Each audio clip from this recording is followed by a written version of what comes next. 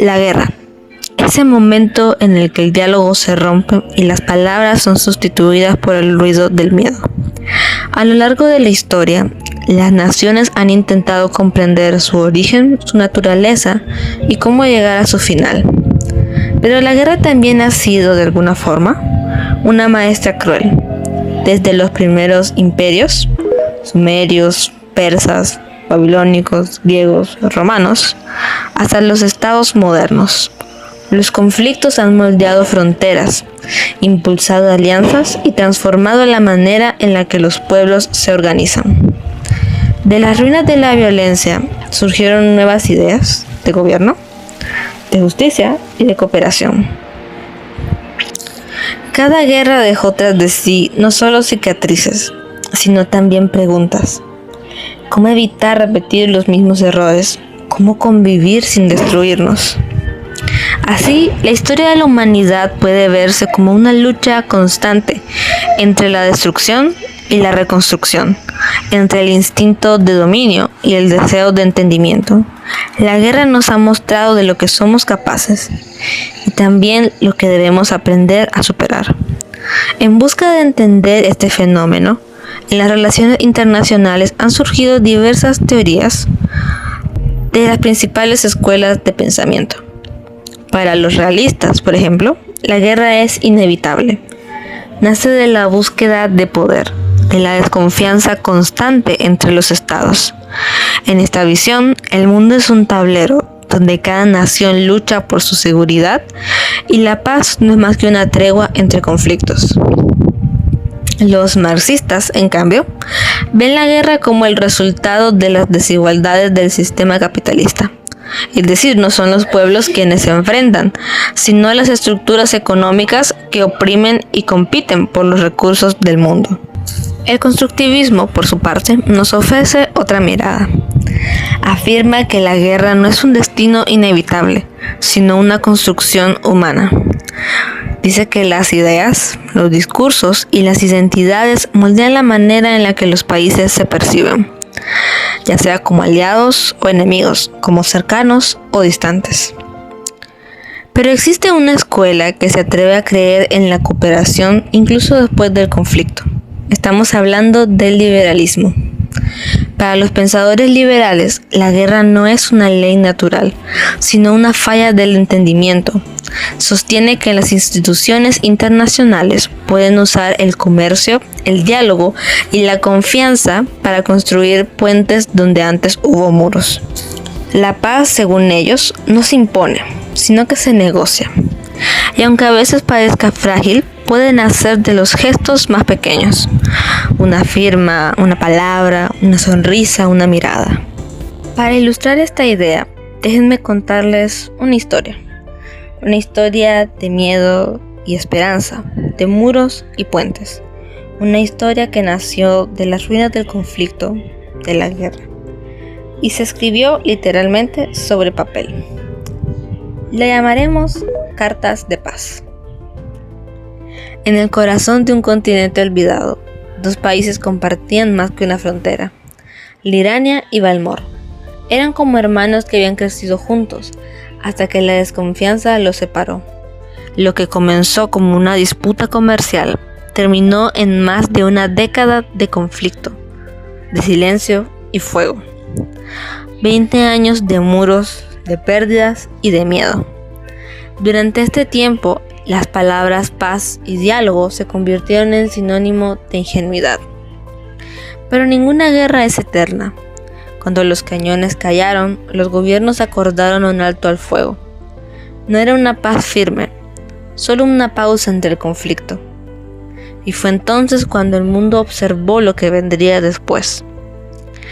En un país neutral, bajo el nombre de Conferencia del Mirador, representantes de ambas naciones se reunieron para redactar un primer acuerdo de cooperación.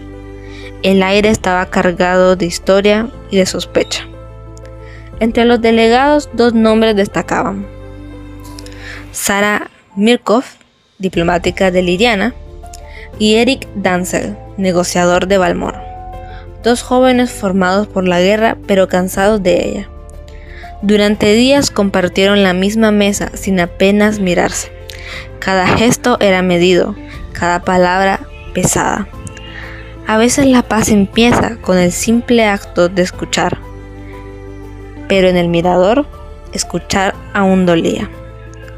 Los primeros borradores del tratado eran fríos, técnicos, sin alma. Asistencia humanitaria, mecanismos de control, protocolos de seguridad. Palabras vacías si no había confianza detrás. El liberalismo enseña que la cooperación internacional se construye sobre intereses comunes, sí, pero también nos enseña sobre la fe en que el otro no siempre busca destruirme. Y eso, en una mesa donde antes se planificó la guerra, era el mayor desafío. Pero poco a poco algo cambió. Una conversación fuera de horario, una historia personal compartida, una sonrisa inesperada en mitad del silencio. Sara y Eric comenzaron a ver el uno al otro como a una persona, no como a un enemigo. Y ese gesto, tan simple como humano, se convirtió en el punto de inflexión que ni los tratados ni los discursos podían lograr. Pero la historia rara vez avanza sin resistencia. Cuando el acuerdo estaba casi terminado, una noticia sacudió la conferencia. Enfrentamientos en la frontera, soldados heridos, rumores de traición. En cuestión de horas, los gobiernos suspendieron las conversaciones.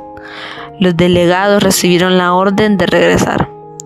El miedo, una vez más, volvió a ocupar un asiento en la mesa. En ese momento, Sara y Eric tenían 2 opciones: obedecer o confiar. Lo que hicieron después fue un acto que para muchos rozó la locura. Firmaron el acuerdo sin autorización oficial y lo entregaron directamente a la representación de la ONU. Fue un documento pequeño, apenas unas páginas, pero su valor no estaba en las palabras, sino en lo que representaba: la voluntad de creer que el entendimiento era posible. Cuando la historia se conoció, los medios hablaron de rebeldía diplomática, pero en las calles de Liriana y Balmor, la gente lo llamó de otra manera: esperanza. En las semanas siguientes, los camiones con ayuda cruzaron por primera vez en 20 años la frontera. Los niños volvieron a las escuelas y aunque las cicatrices seguían ahí, ya no sangraban. Y la guerra empezó a parecer algo que por fin podía quedarse en el pasado. Años después, los analistas aún debaten si aquel acto cambió realmente la política internacional. Pero más allá de las estadísticas, el mundo comprendió una verdad sencilla: la paz no se firma entre gobiernos, sino entre personas. El liberalismo no promete un mundo sin conflictos, sino un mundo donde la cooperación puede vencer al miedo. Sara y Eric no fueron héroes, fueron diplomáticos, ciudadanos del mismo planeta, que entendieron que los muros más altos no son los que dividen países, sino los que se levantan en el corazón. Desde entonces, en Liriana y Balmor, cada 21 de marzo, se celebra el Día del Acuerdo del Mirador. No es una fiesta de victoria, sino un recordatorio de que incluso después del conflicto, el diálogo puede reconstruir lo que las bombas destruyeron. Porque la paz, al igual que el papel, puede parecer frágil, pero en las manos correctas es capaz de sostener el futuro.